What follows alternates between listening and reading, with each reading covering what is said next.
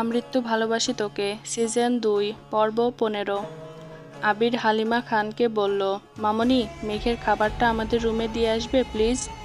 হালিমা খান ঝটপট হাতে নিজের কাজগুলো গোছাতে গোছাতে বলল, তুই যা, আমি আসছি। আবির রুমে প্রবেশ করে দেখল মেঘ ফোনে কাকে যেন টেক্সট করছে। আবির ধীর পায়ে এগিয়ে গেল মেঘের দিকে। মেঘের পাশে বসে বলল, সকাল সকাল এত মনোযোগ দিয়ে ফোনে কি করছিস? আবিরের কণ্ঠ পেয়ে মেঘ মুখ তুলে তাকালো, বলল, তামিমের সাথে চ্যাটিং করছি। জানেন? আবির সঙ্গে সঙ্গেই বলল, না জানি না, বলো। মেঘ এবার খানিকটা আবিরের দিকে চেপে এসে বসে বলল, আগামী শুক্রবার তামিমের বাগদান সম্পন্ন করা হবে। 2 থেকে 3 মাস পর বউ উঠিয়ে আনা হবে। আবির খানিকটা হেসে বলল, ও, তামিম বলেছে আজ সন্ধ্যায় আমাদের বাড়িতে আসবে নিমন্ত্রণের জন্য। আবিরের শক্ত তমাটে মুখবয়ব যেন আরও শক্ত হয়ে উঠেছে। বুঝতে পেরে মেঘ সঙ্গে সঙ্গে বলল, আরে আপনি রাগ করছেন কেন? আমাকে আগে তো পুরো কথাটা বলতে দিন। মেঘ একটা দীর্ঘশ্বাস নিয়ে বলল, আমি ওকে বলেছি বিকালে এসে আমাদের বাড়ি ঘুরে যেতে, কিন্তু বিয়ের দাওয়াতের কোনো প্রয়োজন নেই। এখন আমার শরীরের যে অবস্থা, আমি যেতে পারবো না। আমরা বরং ওর অনুষ্ঠানের বিয়েতেই যাব কয়েক মাস পরে। এবার যেন আবিরের কুচকানো ভ্রু যুগল খানিকটা শিথিল হলো। আবির মেঘের মাথায় হাত বুলিয়ে বলল, আমার সাথে থাকতে থাকতে তোর মাথায় বুদ্ধি একটু বেড়েছে বলতে হবে। মেঘ যেন স্তম্ভিত, হতভম্ব। কি বলে এই লোক? টুক টুক দরজার টোকার শব্দ পেতেই আবির আর মেঘ সেদিকে তাকালো। দেখলো হালিমা খান খাবার হাতে নিয়ে দাঁড়িয়ে আছে। ভেতরে এসো মামুনি, বলেই আবির বিছানা থেকে উঠে দাঁড়ালো। হালিমা খান ভেতরে ঢুকে মেঘের খাবারটা টেবিলে রেখে মেঘের ভালো মন্দ জিজ্ঞেস করে আবার চলে গেল। আবির রুমে থাকায় বেশিক্ষণ আর দেরি করল না। হালিমা খান যাওয়ার পরেই আবির খাবারের প্লেটটা হাতে তুলে নিল। নিজ হাতে মেঘের মুখে খাবার দিতে দিতে বলল, মেঘ, আমাকে অফিসে আজ যেতেই হবে। তুমি নিজের খেয়াল রাখবে, সঠিক সময়ে লাঞ্চ করবে। তাছাড়া আমার অবর্তমানে তুমি রুম থেকে একটুও বের হবে না।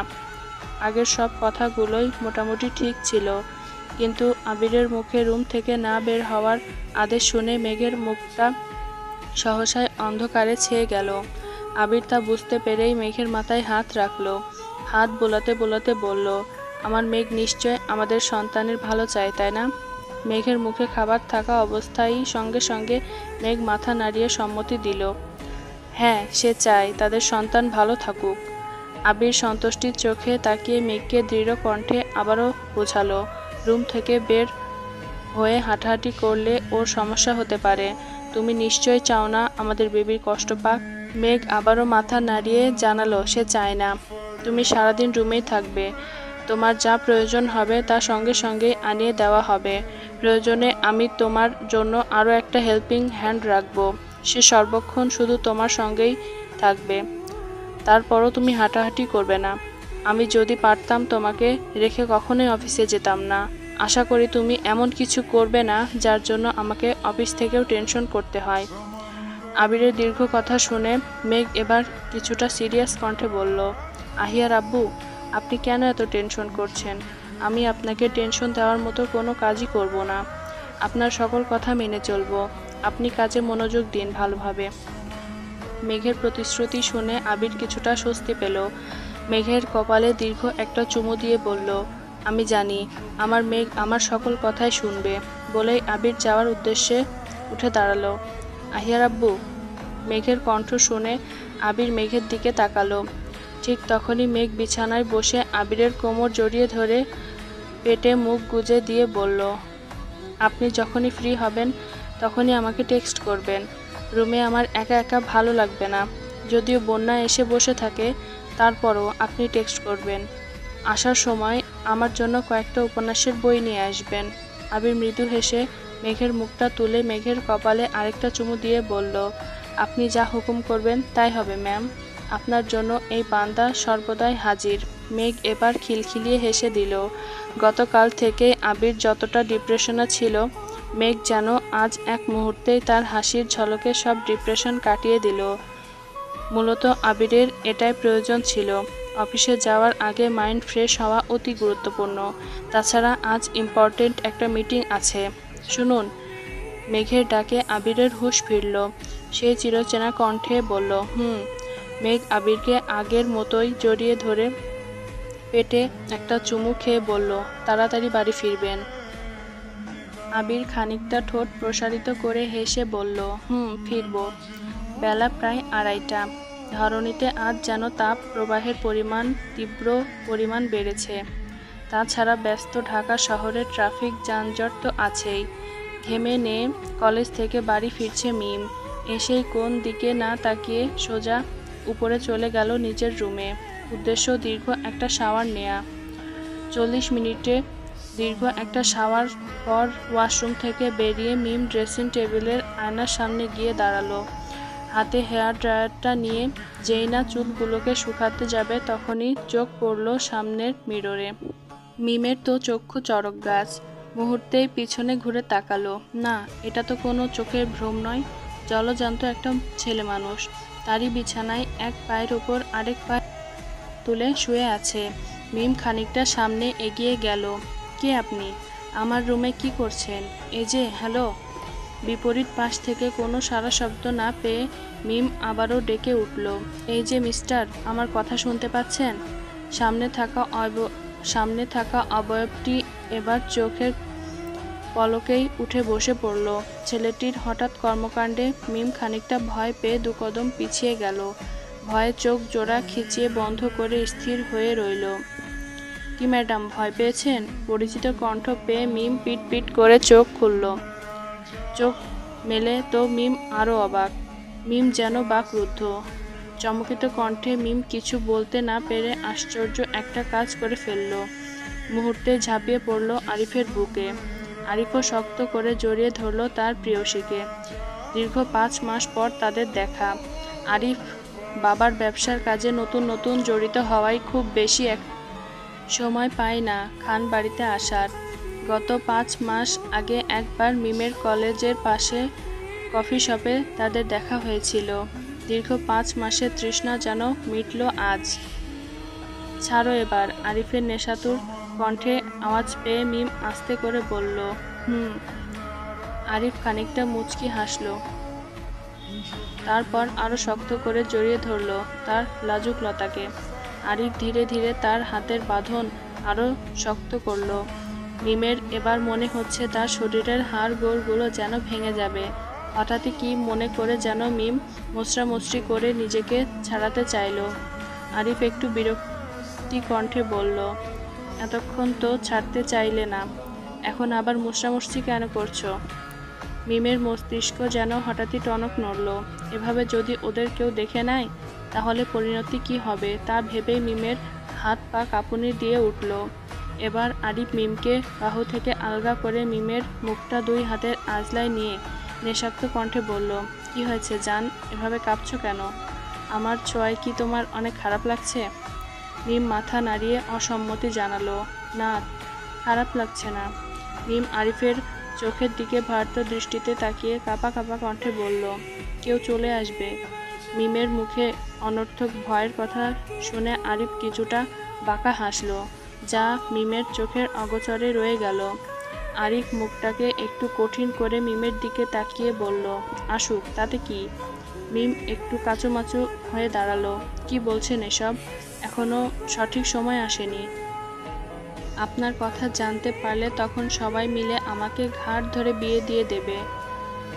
তখন দেখব কি করেন আপনি। আর এত সাহসী বা কোথায় যায়? মিমের কথা শুনে আরিফ আবারও হ্যাঁচকা টানে মিমকে বুকে এনে ফেলল। বলল, জান, এই হাতটা তো তোমাকে ছাড়ার জন্য ধরিনি। জীবনে যত বাধাই আসুক, কখনো কোনো পরিস্থিতিতে আমি তোমাকে ছাড়ব না। আরিফ মিমের মাথাটাকে বুকের মাঝে আরেকটু চেপে ধরল। বলল, তুমি কি শুনতে পাচ্ছ এই বুকের ধুকপুকানি? গত 5 মাসে এই মনটা অস্থির হয়ে আছে, কখন তোমায় এক নজর দেখতে পাবো সেই আশায়। আরিফের মুখের ভালোবাসার মেশানো ধ্বনিগুলো শুনতে পেয়ে মিমের আরও শক্ত করে আরিফকে জড়িয়ে ধরল। পারলে আরিফের বুকের মাঝেই ঢুকে যেত মিম। আফসোস, তা তো আর সম্ভব নয়। পূর্বের ন্যায় মিমের মাথাটা নিজের বলিষ্ঠ ঢেউ খেলানো বুকে রেখে আরিফ আবারও বলতে শুরু করলো, জান, গত 5 মাসে আমি তোমাকে অনেক মিস করেছি। এবার মিমও বলে উঠল, আমিও আপনাকে মিস করেছি। আপনাকে ভিডিও কলে দেখে আমার মন ভরে না। আরিফ একটু দুষ্টুমি কণ্ঠে বলল, ও তাই? কতটা মিস করেছো? মিম এবার হাতের কর গুনতে গুনতে বলল, গত 5 মাসে আমি আপনাকে 150 দিনে 150 বার মিস করেছি, 3600 ঘন্টায় 3600 বার মিস করেছি, 2,16,000 মিনিটে 2,16,000 বার মিস করেছি, 1,29,60,000 সেকেন্ডে 1,29,60,000 বার মিস করেছি। মিমের দীর্ঘ কথা শুনে আরিফ শুধুই হাসল। তারপর মিমকে জানালো, আর মাত্র কয়েকটা বছর ধৈর্য ধরো, তারপরই তোমাকে আমার কাছে নিয়ে যাব আমার বউ করে। আরিফের মুখে বউ কথাটা শুনেই মিম লজ্জায় আরও ছুটিয়ে দাঁড়ালো। আরিফ আবারও বলল, মন দিয়ে নিজের লেখাপড়াটা শেষ করো। তাছাড়া তোমার আব্বু ভাইদের কাছে যোগ্য পাত্র হওয়ার জন্য আমার নিজেকে প্রতিষ্ঠিত করার প্রয়োজন। এই কয়েক বছরে আমি নিজেও সবটা গুছিয়ে নিতে পারবো। এই 5 মাসে আমি চাইলে হয়তো তোমার সাথে বারবার দেখা করতে পারতাম, কিন্তু করিনি। আমি চাই তুমি মনোযোগ দিয়ে লেখাপড়া করো। আমাদের সম্পর্ক যেন কোনোভাবেই তোমার ক্যারিয়ারে বাধা না হয়ে দাঁড়ায়। তাছাড়া আমি নিজেও ব্যবসায় সময় ও শ্রম দিয়ে নিজেকে তোমার যোগ্য করে তুলতে চাই। কম দেখা হওয়াই উত্তম। অতিরিক্ত দেখা সাক্ষাৎ ও মেলামেশার ফলে যদি কারো নজরে পড়ি, তাহলে দুজনের স্বপ্নই ভেঙে যাবে। হয়তো তোমাকে জোর করে অন্য কোথাও বিয়ে দিয়ে দেবে। তুমি কি তা চাও? আরিফের দীর্ঘ কথা শুনে মিম মাথা তুলে তাকিয়ে জানালো, না, সে চায় না। আরিফ মুচকি হেসে মিমের কপালে একটা চুমু দিয়ে বলল, তাহলে আরও ধৈর্য ধরা শেখো। আমাদের দেখা এবারের মতো দীর্ঘ সময় পর পর হবে। হতে পারে পরবর্তীতে সাক্ষাৎ আরও দেরিতে হতে হবে। এতক্ষণে চুপ থাকলেও এবার মিম ফুপিয়ে কেঁদে দেয়। পরবর্তী সাক্ষাৎ আরও দীর্ঘ সময় পর হওয়ার কথাটা ভাবতেই মিমের 2 চোখ ভরে গেল নোনা পানিতে। আরিফ মিমের চোখের পানি মুছতে মুছতে একটু রাগী কণ্ঠে বলল, তুমি এমন কান্নাকাটি করলে তোমার সাথে বিয়ের আগে আর দেখাই করব না। হোক সেটা 2-3 বছর বা তারও বেশি সময়, তখন কি তোমার ভালো লাগবে? কথাটা কর্ণকুহরে পৌঁছাতেই মিম মাথা নাড়িয়ে বারবার অসম্মতি জানিয়ে বলল, না না, আমি চাই না। আরিফ একটা দীর্ঘশ্বাস ফেলে বলতে চাইল, গুড গার্ল। আমি জানি আমার মিম পরবর্তী দীর্ঘ সুখের জন্য বর্তমানে এই সামান্য বিচ্ছেদটুকু মেনে নিতে পারবে ইনশাল্লাহ। মিম এবার মাথা ঝাঁকিয়ে সম্মতি কণ্ঠে বলল, কয়েকটা বছর কেন, আমি আপনার জন্য সারা জীবন অপেক্ষা করতে পারবো। হঠাৎই অদূরে থেকে আদির শব্দ ভেসে আসলো। মেঘের রুমের দিকে গিয়ে হয়তো আরিফকে খুঁজছে। বারবার আরিফ ভাইয়া বলে চিৎকার করছে। আরিফ শুনতে পেয়ে মিমকে একান্তভাবে বিদায় জানিয়ে চুপচাপ রুম থেকে বেরিয়ে গেল। যাওয়ার আগে শুধু আস্তে করে বলল, নিচে এসো।